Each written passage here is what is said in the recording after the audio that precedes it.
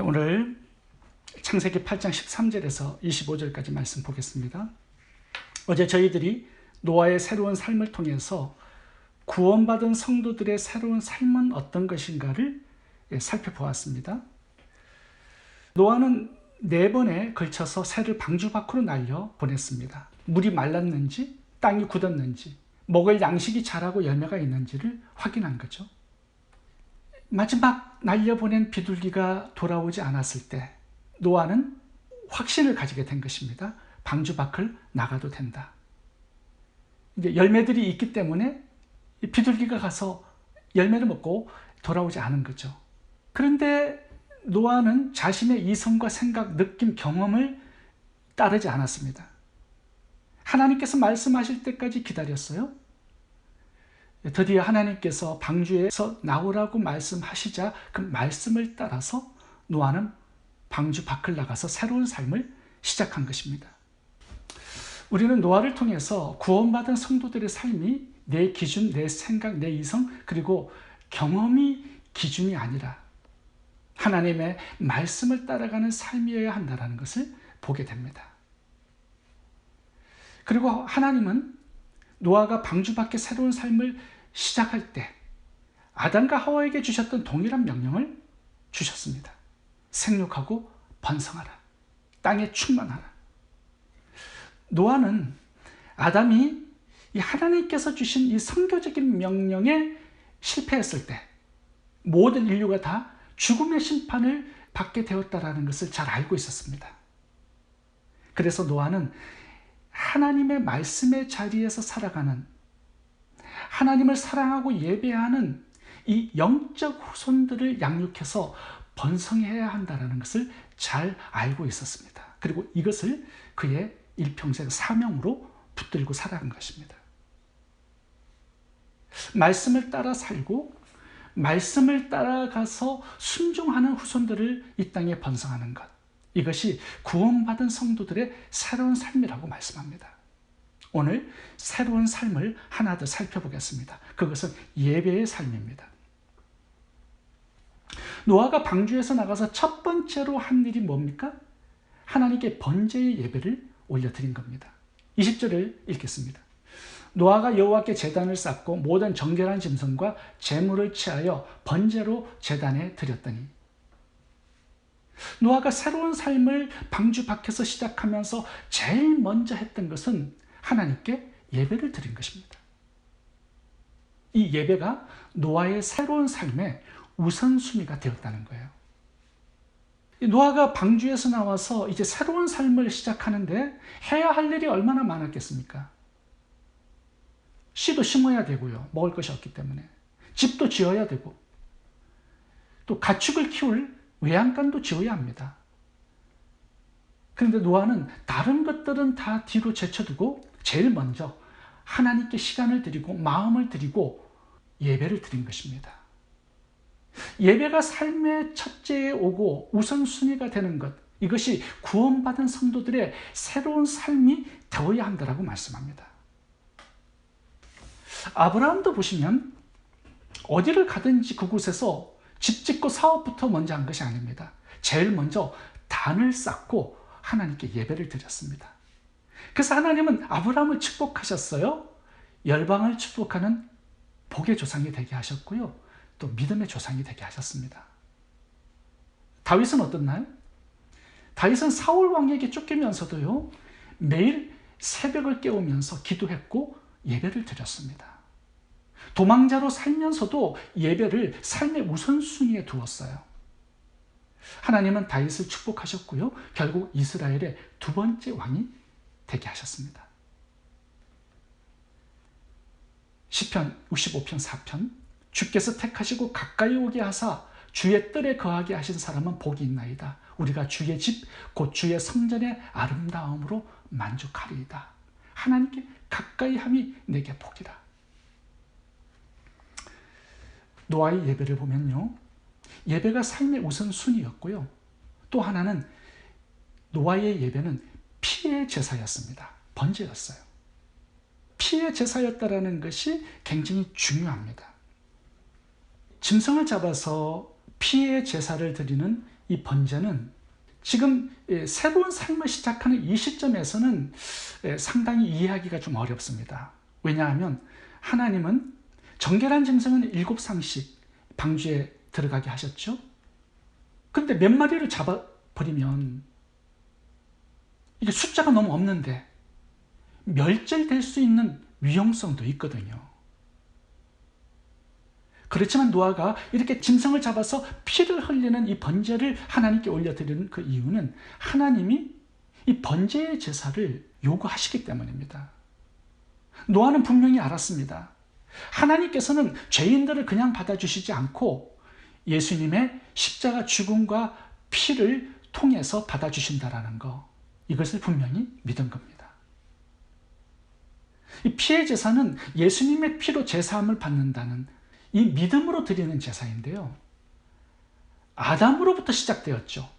그리고 아벨, 셋, 에노스, 에녹, 노아로 끊어지지 않고 이어져 내려오고 있습니다.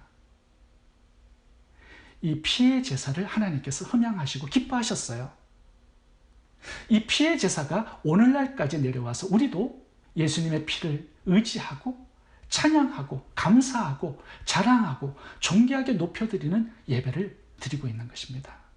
그러므로 구원받은 성도들의 새로운 삶은 예수 그리스도의 죽음과 피를 의지하고 드리는 예배라고 오늘 본문은 말씀하고 있습니다. 예배가 삶의 우선순위가 되고요. 예수님의 피를 믿는 이 예배를 하나님께 올려드릴 때 하나님께서 주시는 축복이 뭔지 오늘 본문에 3가지로 나와 있습니다. 첫 번째 예배의 축복은 죄사함입니다. 하나님은 노아가 드린 피의 제사를 기쁘게 흠양하셨다라고 오늘 본문에 나옵니다.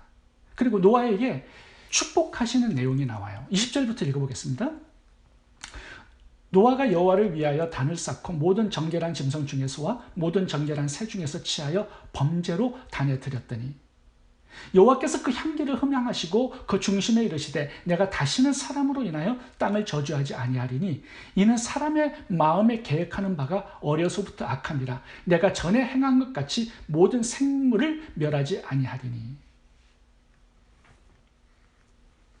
지금 하나님께서 노아의 이 번제를 기쁘게 받으시고 하나님께서 지금 말씀하시는 내용입니다. 그 내용이 좀 이해하기가 어려워요.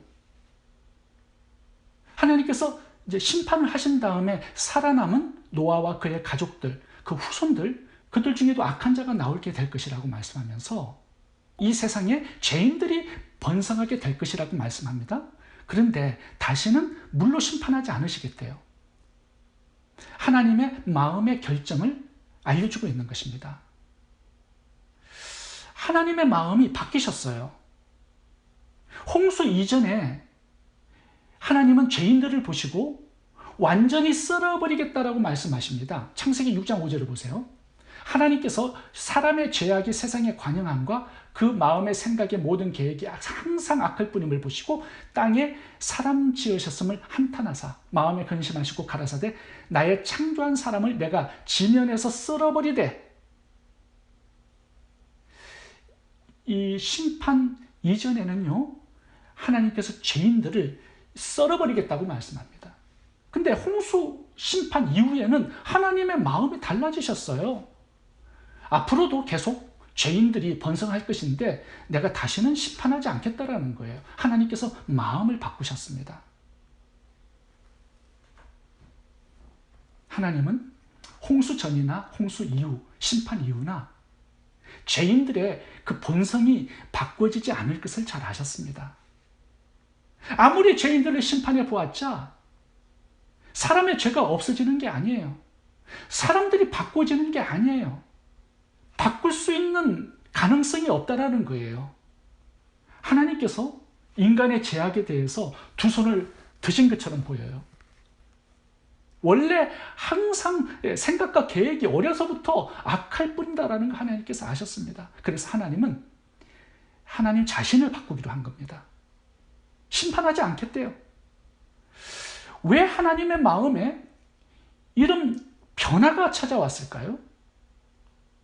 하나님의 마음과 생각이 바뀐 그 시점을 보세요.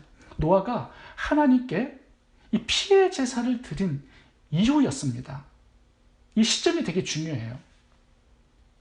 그러면 노아의 번제에 하나님이 마음을 바꾸실 어떤 요소가 있었을까요? 우리가 잘 알듯이 이 번제가 의미하는 것이 예수님의 죽음과 피를 통한 제사함과 구원입니다. 하나님은 노아의 이 피의 제사를 보시고 하나님이 죄인들을 대신해서 죽이실 예수님의 희생, 죽음과 피를 보신 것입니다. 출애굽기 12장에도 보시면 내가 피를 볼 때에 너희를 넘어가리라. 심판과 죽음을 하나님께서 넘어가시겠다라고 약속하세요. 언제? 피를 볼 때. 이 피가 예수님의 대속적인 죽음과 피를 상징하는 것이죠. 하나님은 죄인들에게 소망을 두지 않으셨습니다. 심판 이전이나 이후나 사람들은 바뀌지 않을까 하셨어요. 그 대신 하나님의 마음을 바꾸신 것입니다. 그들을 심판하시는 것이 아니라 자기 아들 예수 그리스도를 이 땅에 보내서 예수님을 대신 심판하시고 죄인들을 살리시겠다라는 거예요. 오늘 본문이 그 얘기를 하는 것입니다. 하나님은 노아가 드린 이 피의 번제를 통하여서 예수님의 십자가 죽음과 보혈을 보신 것입니다. 그래서 하나님은 죄인들을 향한 이 심판의 마음을 바꾸신 거예요.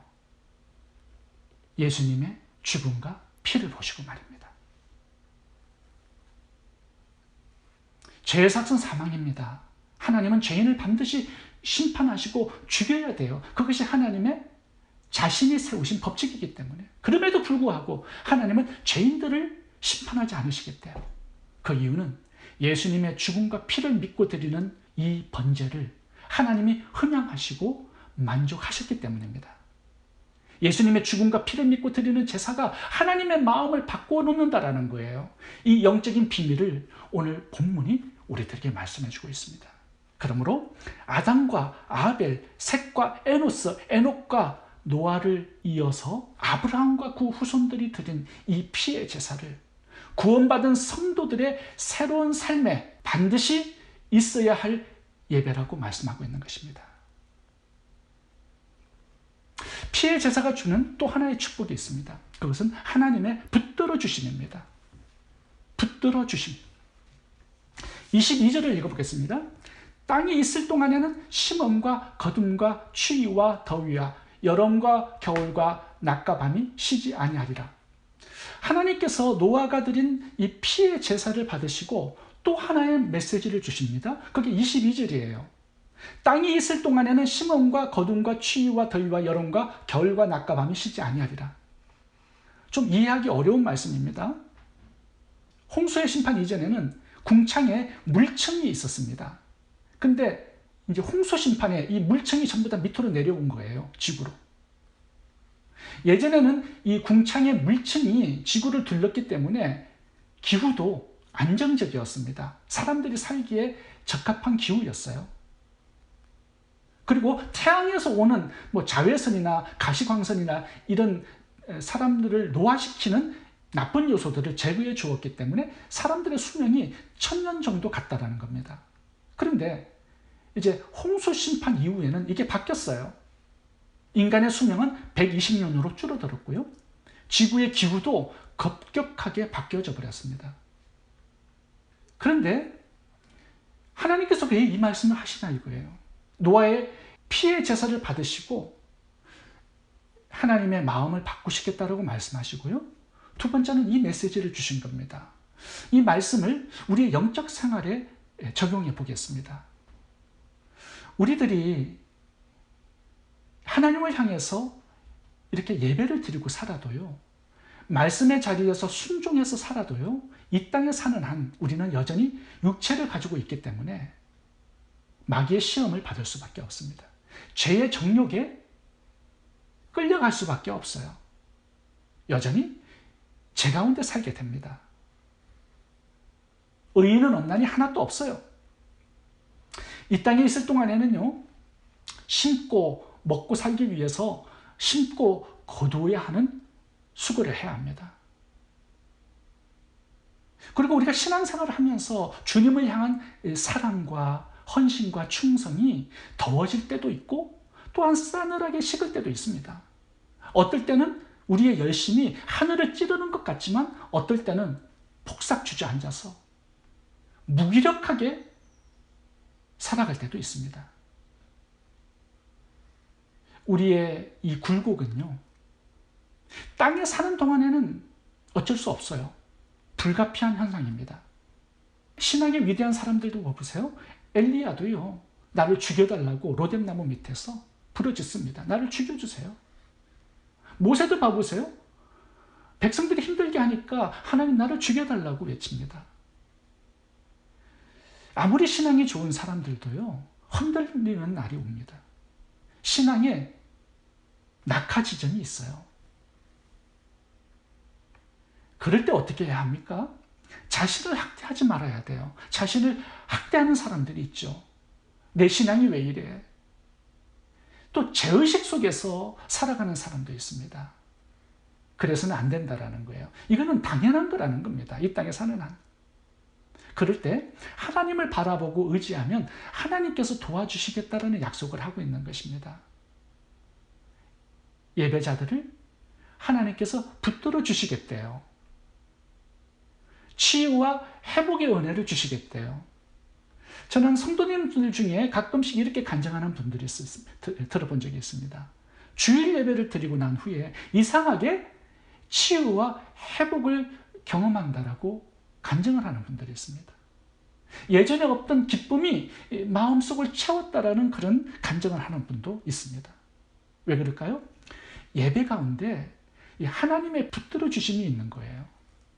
치유와 회복의 은혜를 지속적으로 예배자들에게 주시겠다고 약속하고 있는 것입니다. 예배해 주시는 세 번째 축복이 있습니다. 그거는 예배자들이 번성하는 복입니다. 하나님께서 노아의 이 번제를 기뻐하시고 흠양하시고 만족해 하신 이유가 있습니다.